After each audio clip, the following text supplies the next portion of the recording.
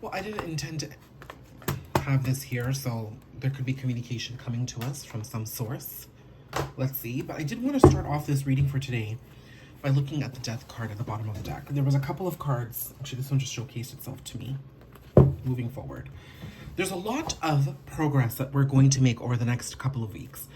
The last couple of weeks of Libra season are really going to recalibrate and rebalance us. But as we move into Scorpio season, which is a season of transformation, we're going to be greeted with eclipse season as well. The energies might intensify and get a little heavier, but everything coming up right now is meant for a release. If my injury and my hospitalization wasn't an example of it, things resurface in order to be cleared. Now, when you clear it, sometimes it's an indefinite end, but sometimes when you clear it, it's a beautiful new beginning towards something new. I am seeing two people here move towards a new beginning. Okay? I wanted to be clear. I do really think that partnerships, intimate connections, romance is where we're going to see the most growth over the next couple of weeks. And I'm really seeing that the intensity of the clearing is what's going to go. There's movement forward here. There's transformation. Okay? There is opportunities for us to decide, make active choices on how we want to move forward towards our new beginnings by actively choosing our hearing and the clearing process. And that is the high level connection that's about to come about. It's something that you need to participate in. Right now, there could be this energy of you feeling that everything is just meant to have happened the way it needed to. There's an element of trust to that, but I'm seeing that many of you are actually just defeated by this not working to the way your 3D mind would have expected it to work, okay? The Three of Pentacles here, as you can see, there's guidance here. This is the universe. There's you being your own muse towards your own healing, being your own inspiration. And then here is the active participation required by you between your inspiration and the guidance you're receiving from the universe in order to manifest and create, in order to really tap into this Ace of Pentacles energy that we are trying to move forward with. Okay? You need to be able to actively choose your healing, actively choose to acknowledge the pain, actively choose to transform, actively choose to clear the pain in order for the newness to enter. Okay? That's a really big message going into this season. So, let's see what other messages we can pull out.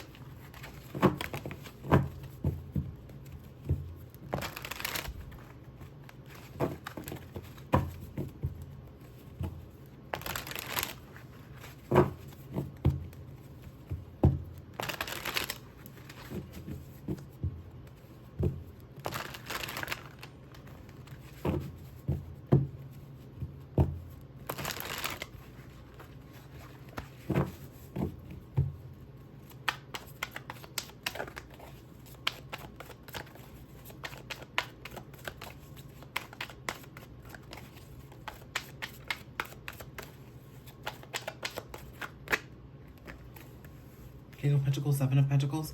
That's the stability you're working towards. You know you want the stability. You intuitively know you're being guided towards it. Some of the decisions you're already taking right now, some of the experiences you're going through, you know have had the power to lead you somewhere, but you just haven't planted the seed yet. It's out of fear.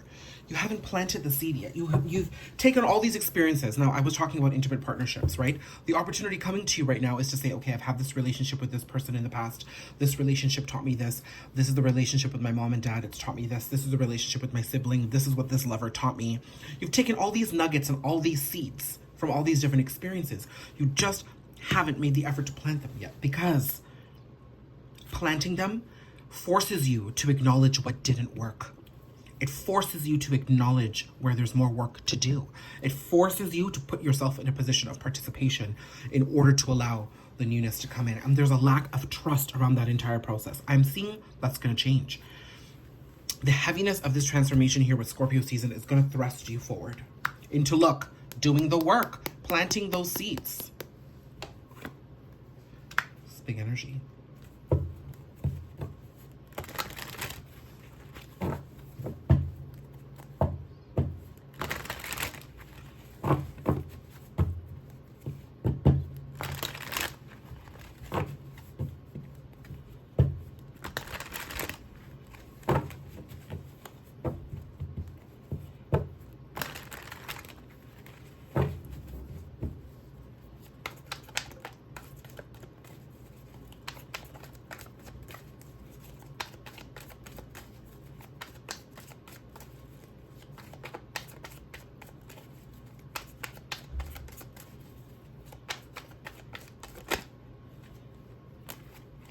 Two of Wands.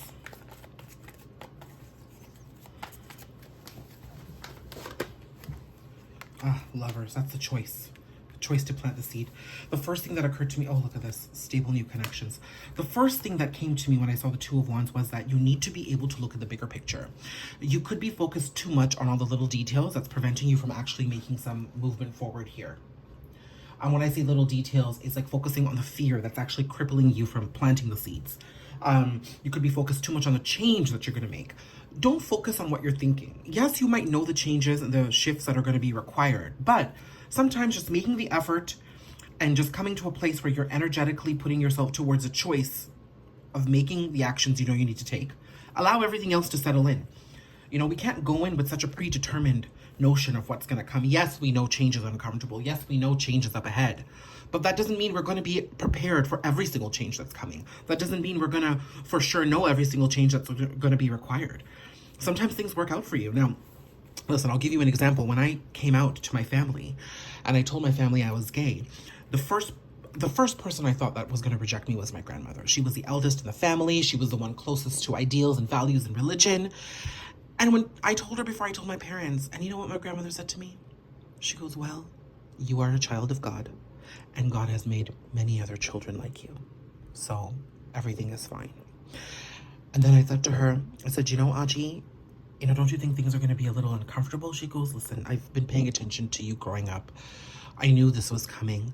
But she goes, your parents will get used to it. Sure, it's going to be weird at first. Sure, there's going to be change, but your parents will get used to it. Now, I spent so many of my years thinking my grandmother was going to reject me, and I was pleasantly surprised with the opposite. So you don't know.